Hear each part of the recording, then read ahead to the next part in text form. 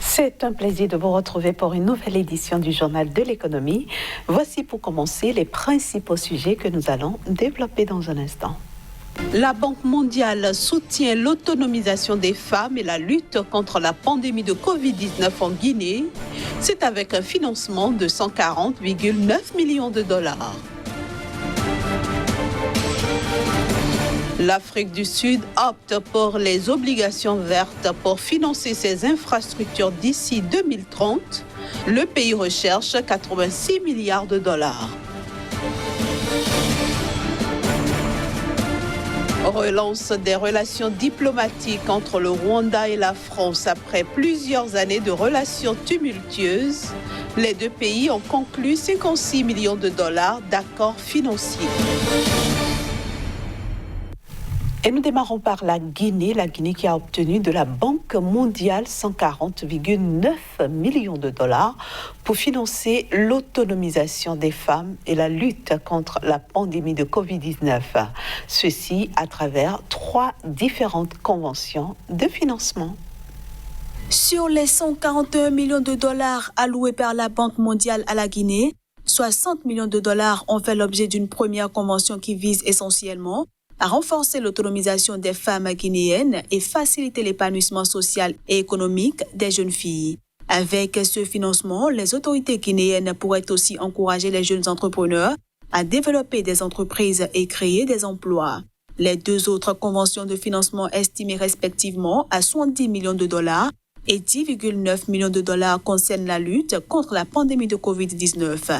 Ils financeront le projet gouvernemental de riposte contre la maladie qui a touché plus de 5 290 personnes dans le pays, dont 30 morts et 4 215 guérisons.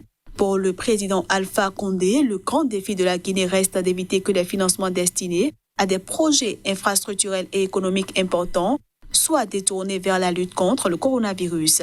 Selon lui, ce sont les investissements dans l'économie guinéenne qui permettront de limiter l'impact de la crise sanitaire. Nous n'avons pas voulu que les fonds destinés à des projets soient ramenés à la Covid-19. Il est vrai que cette maladie nous menace, mais ce qui nous menace également, c'est qu'il y a une crise économique qui risque de créer une explosion sociale. Nous devons redresser notre économie pour pouvoir sortir de cette crise avec un minimum de développement pour pouvoir satisfaire les besoins de nos populations, a déclaré le président Alpha Condé. En Afrique du Sud, les autorités projettent d'émettre 86 milliards de dollars d'obligations vertes pour financer d'ici 2030 des infrastructures dans divers domaines. L'objectif est de réduire les effets de la pandémie du coronavirus sur l'économie sud-africaine qui connaîtra une contraction de 7% en 2020.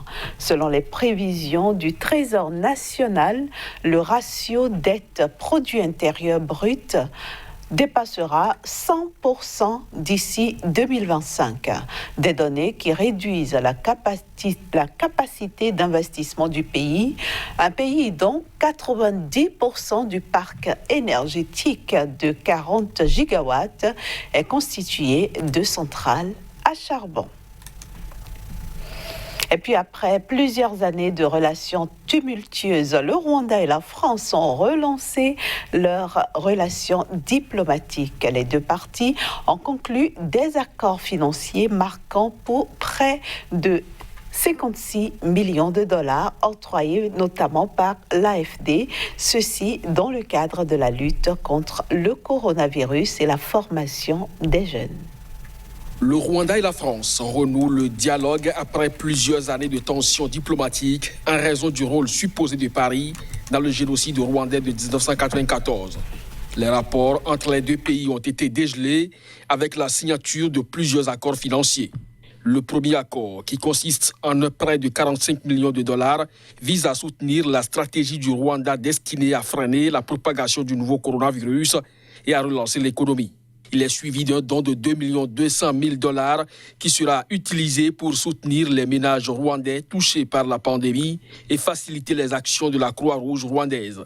Un troisième accord d'un montant de 6,5 millions de dollars permettra de subventionner le développement du système de formation professionnelle du pays afin de favoriser l'emploi des jeunes par le biais des centres régionaux polytechniques intégrés.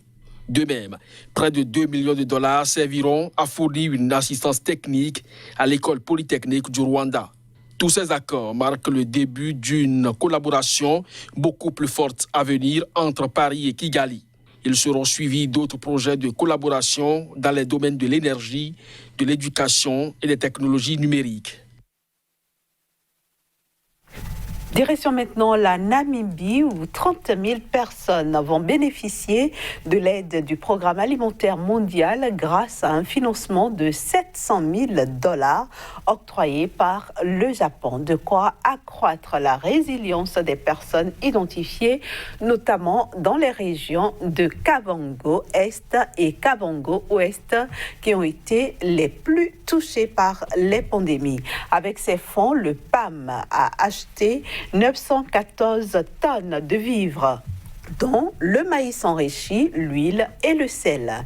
Il faut dire que dans les années 2018-2019, la Namibie a enregistré les pires sécheresses jamais survenues sur son territoire au cours des 35 dernières années, ce qui a mis en péril la sécurité alimentaire de plus de 500 000 personnes. Direction maintenant le Sénégal avec Casimir Kouidjok que nous allons retrouver dans un court instant.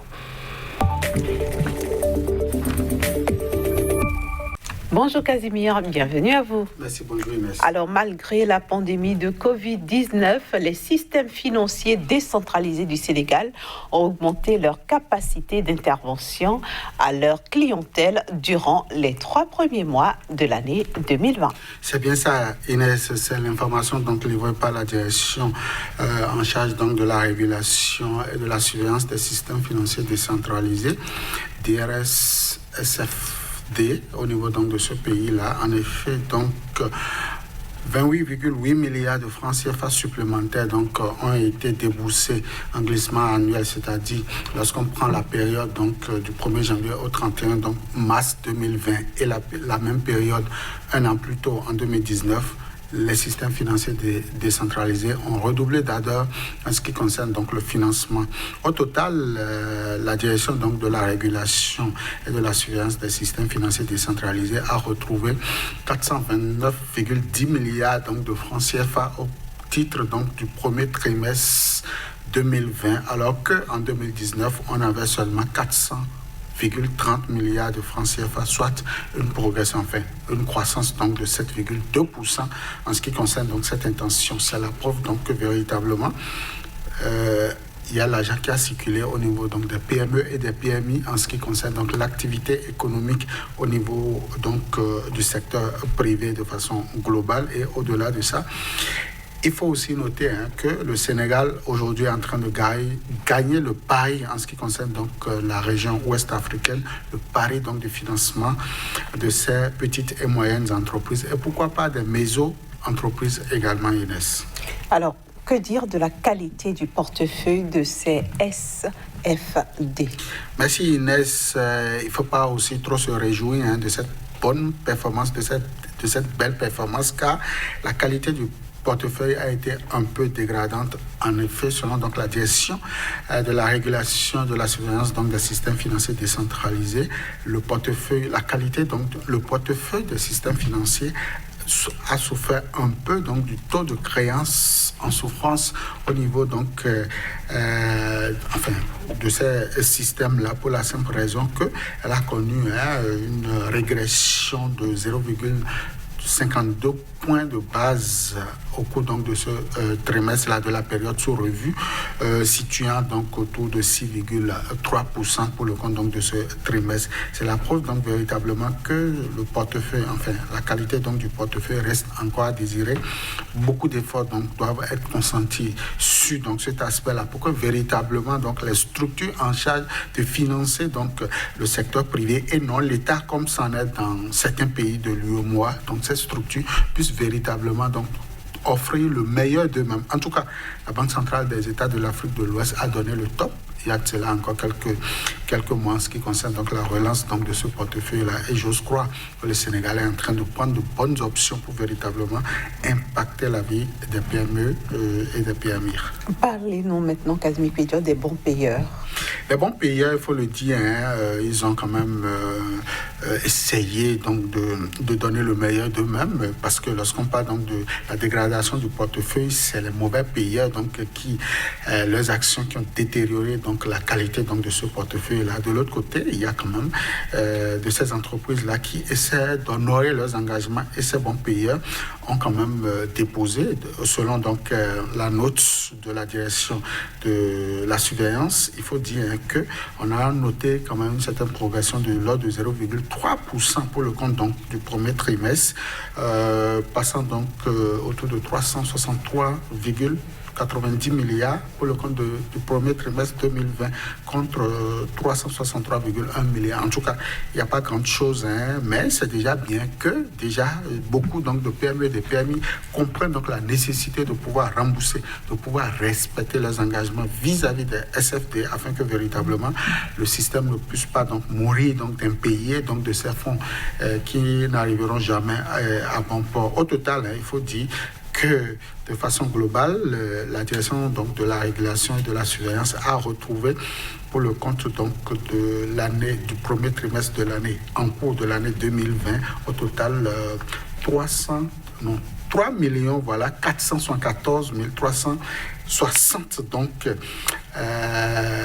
structures, enfin bénéficiaires, j'allais dire. Donc la clientèle aujourd'hui, le portefeuille, ce portefeuille donc, dont nous parlons, c'est-à-dire les mauvais payeurs et les bons payeurs, ensemble donc constituent 3 474, et quelques personnes qui aujourd'hui ont été impactées au cours donc, du premier trimestre. C'est quand même énorme, il faut le dire. Par ces temps de coronavirus, c'est véritablement un effort qu'a marqué donc l'univers de la microfinance au niveau du Sénégal. Merci beaucoup à vous. Kazmi Pédio, je vous souhaite un excellent week-end et à lundi. Merci à vous. Voilà, chers amis téléspectateurs, nous sommes à la fin de ce numéro de votre journal de l'économie que je vous remercie d'avoir suivi. Merci aussi de rester en compagnie du reste des programmes de SICA et excellent week-end à toutes et à tous.